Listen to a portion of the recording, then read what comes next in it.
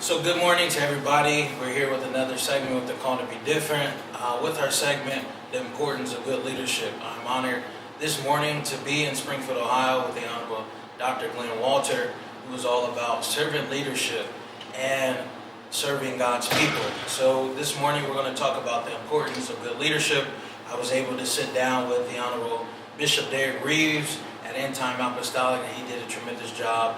And I know this morning Dr. Walter will share some of his insights and some of his wisdom this morning about the importance of good leadership. So I'm going to give Dr. Walters a chance to introduce himself on this morning. Thank you, Honorable, and I appreciate it. I'm Dr. Glenn Walter, and I'm honored to be here at the historic Church of Jesus located in Springfield, Ohio on Center Street. Our pastor is the Honorable Substitute Bishop Ann Pratt, and it's a privilege to be here. And I'm really excited to sit down and talk to Honorable, whom I have great, crazy respect for. And I want to thank him and thank the crew for allowing me to be with us. God bless you, sir. So my first question to Dr. Walters will be, when you think of leadership in and out of the church, what does good leadership look like to you? I think the gist of good leadership has to do with one's ability to positively influence people toward a destination, toward a goal. If you're a good leader, you have that propensity for helping people get to where they want to be. And it really doesn't matter whether it's in the church or in the secular realm. The outcome is still the same. In my experience, there are only two types of leaders: good ones and bad ones. And so leadership is just your ability to influence people toward that goal, whatever that particular goal is. If you're a good leader, you can help people to get there. That's good. Like he said, there's only two types of leader: a good leader and a bad leader.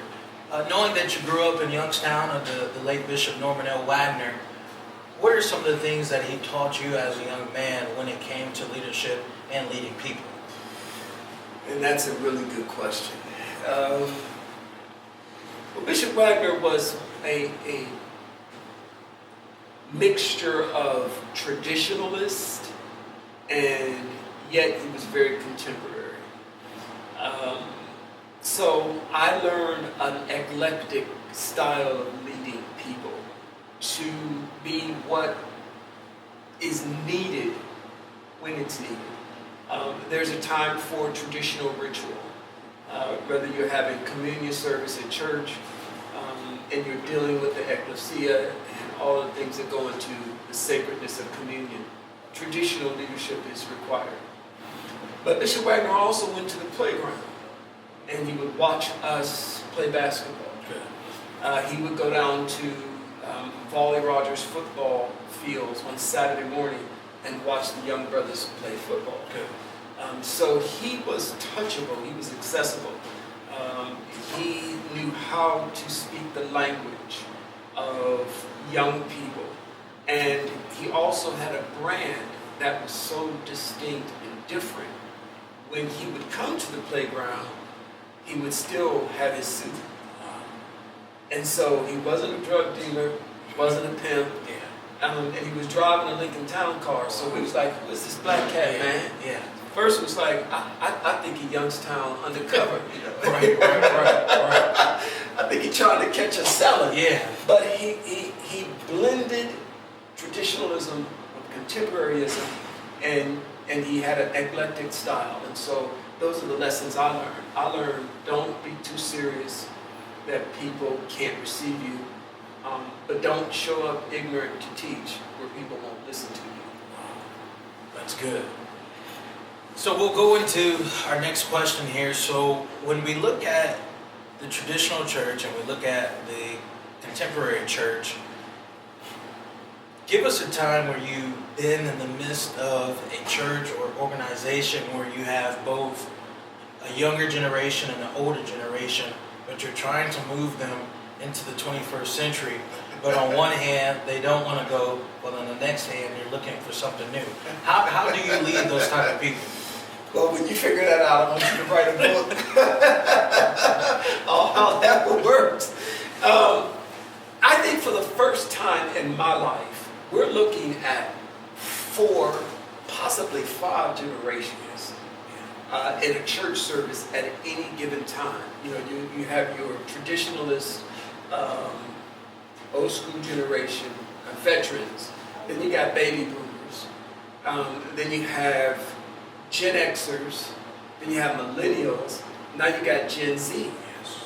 And they're all in the service at the same time. So you have people who are wearing, traditional Armani suits. You got people who are wearing hats that cost more than some of our suits cost. But then you got folks who are Gen Z. We just seen the latest thing on TikTok. You got millennials who are tired of listening to songs about stuff that they don't know what you're talking about. So how do you blend all those? And I have come up with this sort of West Coast amalgamation of what I think works. And that's this. There needs to be transgenerational mentoring. And those who are younger need to be able to hear the veteran generation when they're giving out wisdom. And the older saints want to feel like they're a part of what's going on now.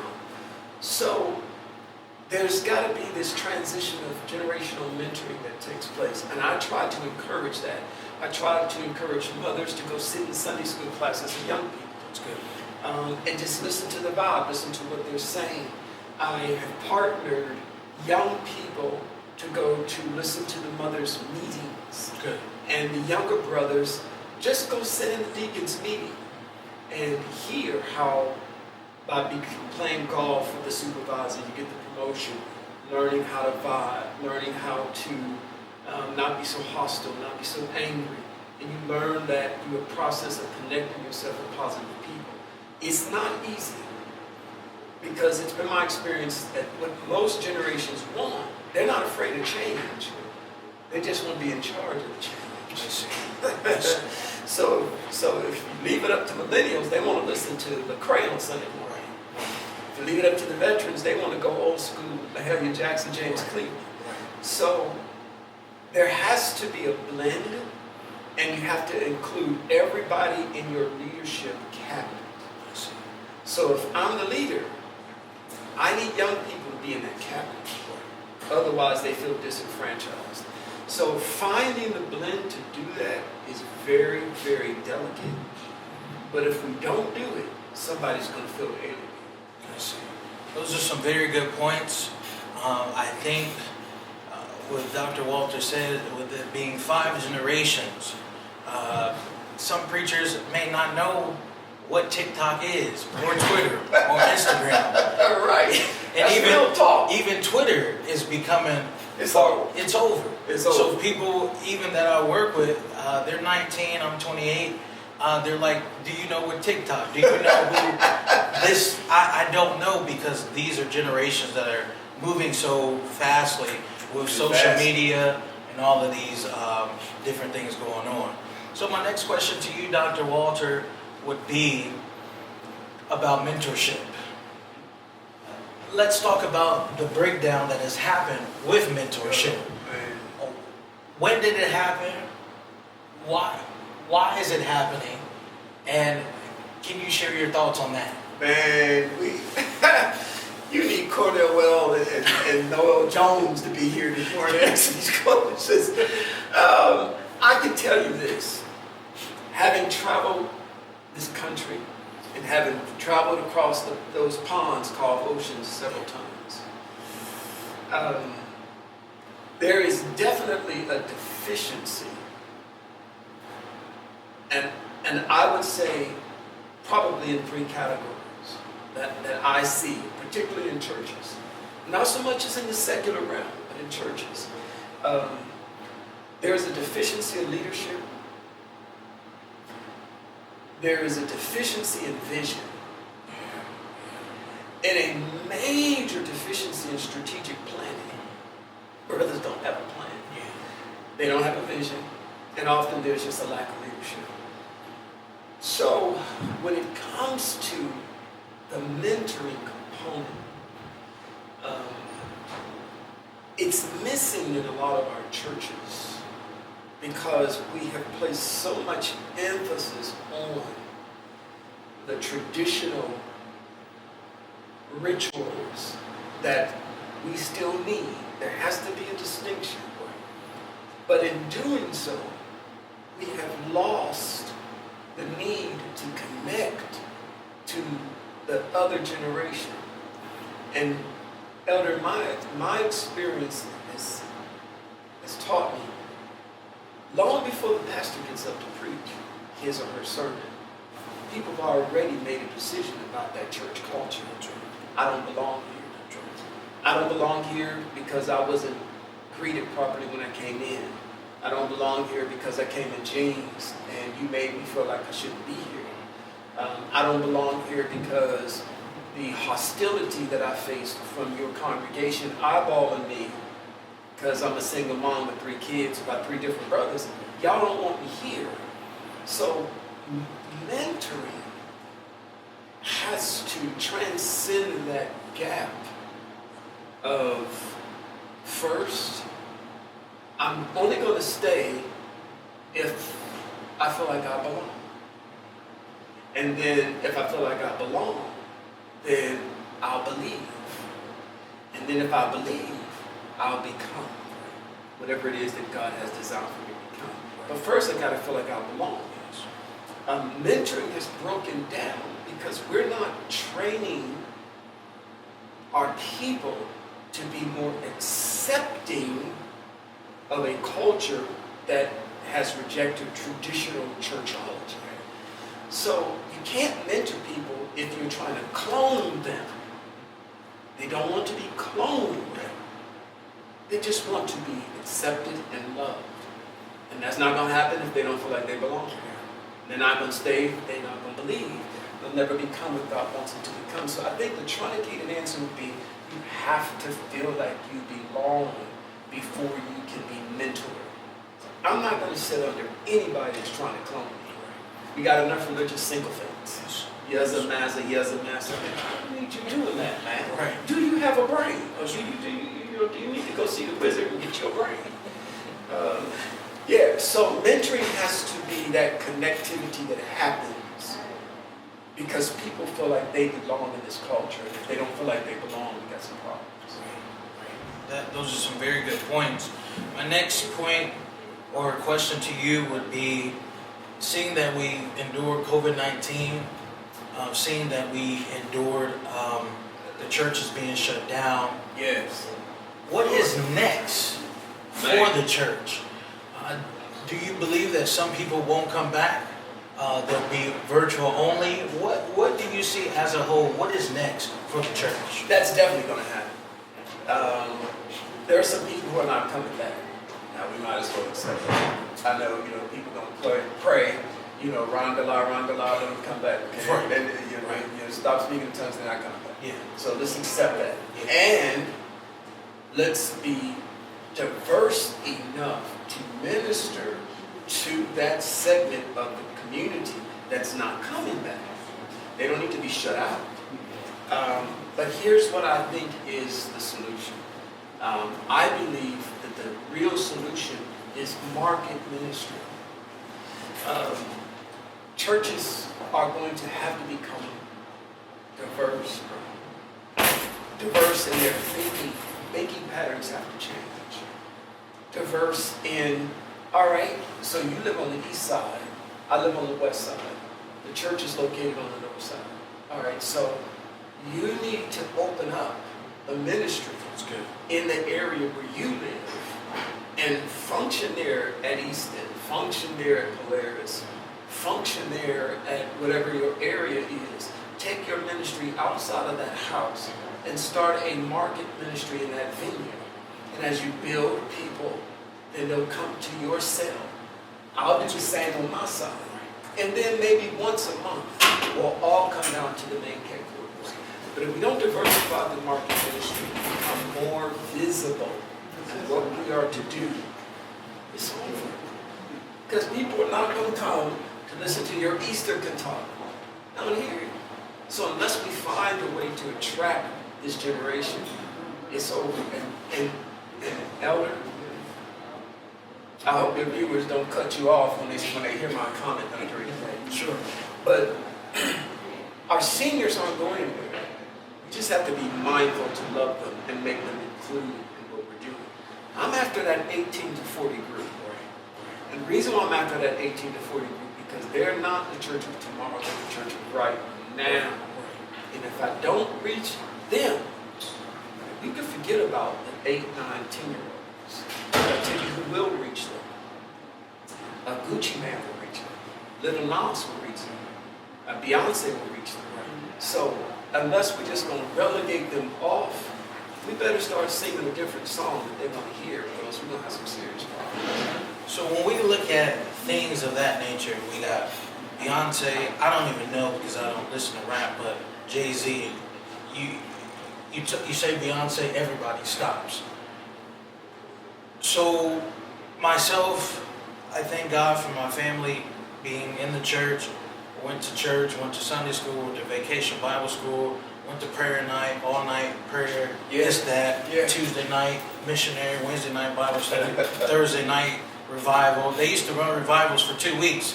To me, it was a little too long, but we were in church all the time. Either coming in or going out. Yep, either one. Going straight home, going to bed. Right. But I thank God for that. But seeing in 2021, you don't really see evangelists coming in, doing 2 weeks. So the people who are 18, 19, 15, 16, how do we reach a generation that all they know is the phones and they don't care about nothing about church? What do we do? Well, if you think a 50-year-old man can reach them, it's not going to happen. If you think a 50-year-old woman can reach them, it's not going to happen. But if I get you on staff, you will be effective at finding ways of reaching that generation. And you will be able to communicate with the 19-year-old far more effectively than I could to reach that generation. And that's the scheme. That's the beauty of market ministry. That's the strategic planning that I was speaking that we lack. The strategic plan is not to just stand behind a pulpit and preach. Reading from a 16th century book that most kids are struggling with reading on a 9th grade level. Right. So I gotta find a way to do ministry through TikTok. And that 19-year-old knows how to do it. I can't reach her as effectively as you will be able to. The real issue is, once we reach them, what do you do with them? That's the question. Because they're not coming to church. Most millennials are not even coming to church if there isn't something for them to do. Well, you sit right here and learn of Jesus. Okay, well, I'm out. Yes. So if you tell me, you know what? Let's join Habitat for Humanity. Let's build this house for this family in the church. And then while you're building, I'm going to slip in some about Jesus while we out there fellowshipping, eating ramen noodles and other unhealthy stuff. They'll listen. But I can't do that effectively with a 19-year-old as effectively as you can. So I've got to find a way to include you in that strategic plan to reach that other generation. And lastly, I'd like to say, their culture doesn't have to be like our culture. Because right now I'm ministering to Hispanics, Somalians, Haitians, I'm Appalachian. We're not all in the same culture. I just had a brother from West Virginia tell me I'm a hillbilly. And I almost fell out my chair, man. I was like, you the cat that wrote that song about ride the pony all night long? I don't know what that song is about. I don't know what that song is about. Right. Just some young brother in a cowboy hat talking about he rode a horse all night long. But their culture doesn't have to be our culture. Stop trying to create atomic bombs. You'll find a way to do that. And then I'll build unity I used to read, I'll build unity with them through your fellowship. That's my strategic. It's good. It's not easy to do, Yeah, but I think it's doable. that's good. And here at the Call to Be Different, we just want people to understand that even if you look back at our panel discussion yesterday about is it love or lust, women's edition, those women, they gave testimonies about their experience, their failures, but still they love God. Yes. So here at the Call to Be Different, God is calling us to be different in the sense where we're going out into the hedges and highways, reaching people that got the jeans on, that got the hair like Snoop Dogg, that are still in the world, but they still have a hope and faith in God that maybe one day they can hear this gospel message and be changed. So my next question to you, Dr. Walter, growing up, who were some of the people that you looked up to, mentor-wise, preaching-wise, the ones that you admire from afar?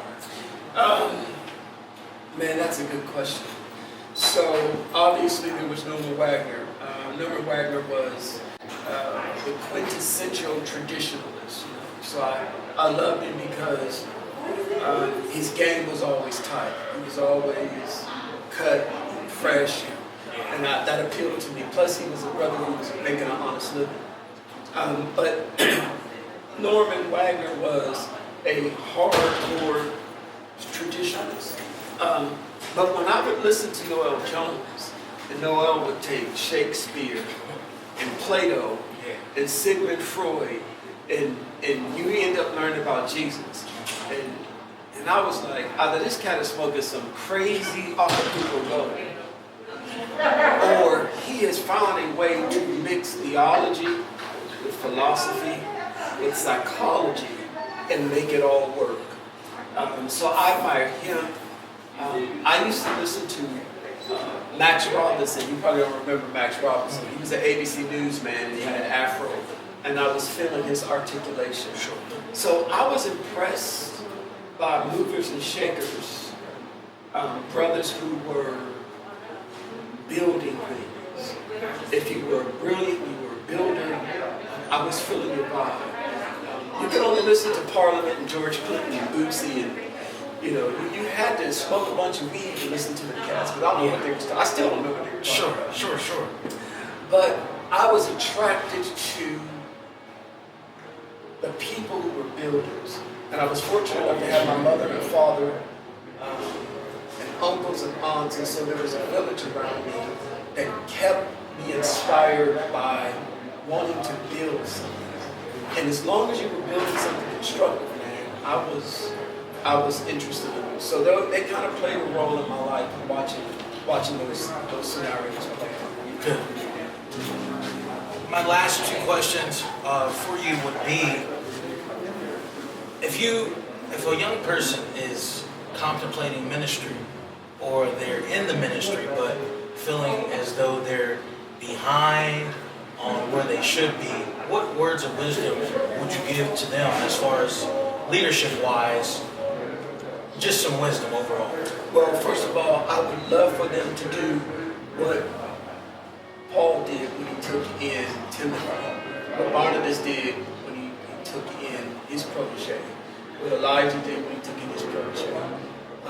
You learn better when you do on-the-job training.